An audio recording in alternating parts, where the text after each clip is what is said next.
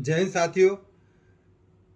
देश का सिपाही होना, चाहे वो फौज के अंदर है चाहे पुलिस में है, ये उम्मीद की जाती है कि वो बहुत डिसिप्लिन्ड और तरीके का और कानून को मानने वाला आदमी होगा, उसकी भाषा सुसंस्कृत होगी। और जिस तरह से गोपाल इटालिया, जो कि अहमदाबाद पुलिस में सिपाही थे, वो अपनी नौकरी नहीं पूरी कर पाए। 2017 में उन्होंने रिजाइन कर दिया। उनके खिलाफ तमाम तरह के मुकदमे वहां पर आर्म्स एक्ट से लेकर क्रिमिनल कॉन्स्पिरेसी के दर्ज है। अन्ना हजारे भी आर्मी के अंदर सिपाही थे। उन्होंने बड़े तरीके से आंदोलन को चलाया, परंतु जिस तरह से कुछ तथाकथित नेताओं ने उनको हाईजैक कर सड़क सरेआम पर बेच दिया और उनकी कोई खोज खबर नहीं ली, तो ये भी एक गोपाल जो इटालिया, जिनका नाम आ रहा है, बार बार निकल कर आ रहा है, यदि आप उनके बारे में जानकारी हासिल करेंगे तो उनका हश्र भी यही होने वाला है जो बाबा का हुआ था, इन्होंने किया था, और जिस तरह से और लोगों का इन्होंने हश्र किया है। किरण बेदी जैसे आईपीएस ऑफिसर्स को इन्होंने दूध में मक्खी की तरह निकाल कर फेंक दिया। तो ये इनके करैक्टर एक स्टिक रही है, इसको पहचानने की जरूरत है। जिस तरह से आप कुछ भी राजनीति में इतना ना गिरे कि देश के जो सर्वोच्च पद पर बैठे जो प्रधानमंत्री हैं, वो मेरे प्रधानमंत्री नहीं है, इस देश के प्रधानमंत्री हैं, उनके लिए नीच जैसे शब्दों का इस्तेमाल करना हम जैसे लोगों पर बड़ा इसका एक नाराजगी है और हमारा बड़ा भारी इसके ऊपर एक विरोध है कि जिस तरह से इस तरह के शब्दों का इस्तेमाल किया जाता है। उनकी मदर जो एक सीनियर सिटीजन है, 100 के आसपास जिनकी उम्र है, उनको इस तरह से नाटकबाज और कहना, तो ये तमाम देश की महिलाओं का अपमान है।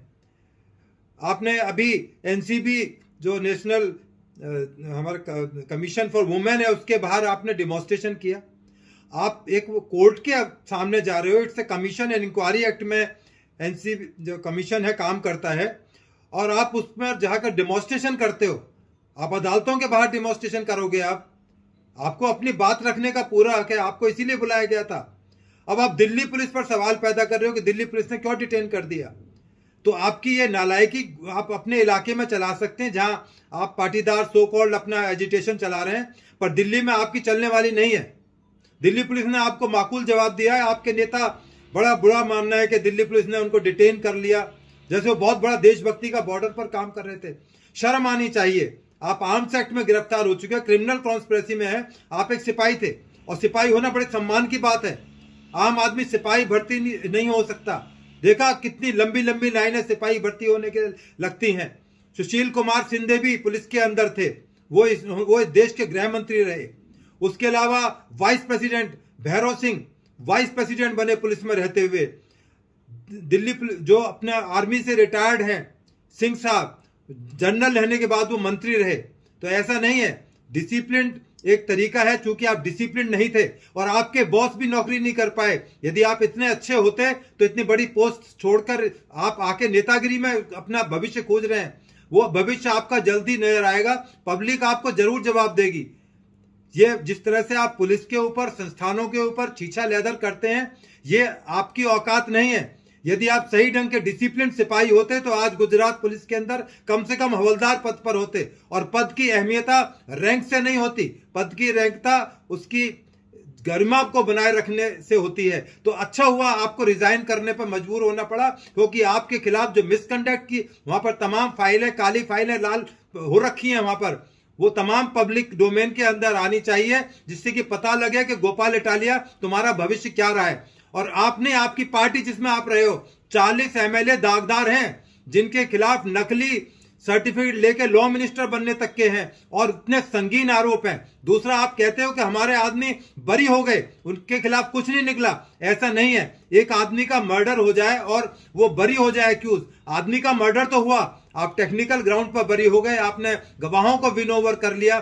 सुरेंद्र कमांडो केस का मैं आईओ था, उन्होंने कंप्लेनेंट से कंप्रोमाइज किया। किस तरह किया होगा ये पब्लिक जानती है। तो ये नहीं कि सुरेंद्र कमांडो ने ऑफेंस नहीं किया था, SC ST एक्ट के वो ऑफेंस के अंदर बुक किए गए थे।